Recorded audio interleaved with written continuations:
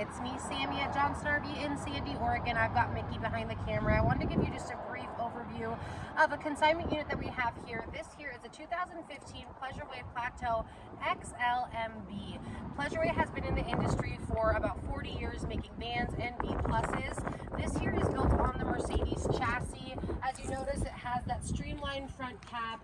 A really unique thing about the Pleasureway XLMB and their other B plus models is that it is only 22 feet 9 inches in overall length, so the shortest of the B plus and one of the highest quality manufacturers.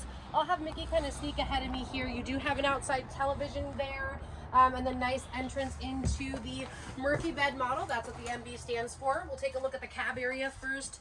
The seats do swivel around, as you can see here. You've got a good amount of storage above.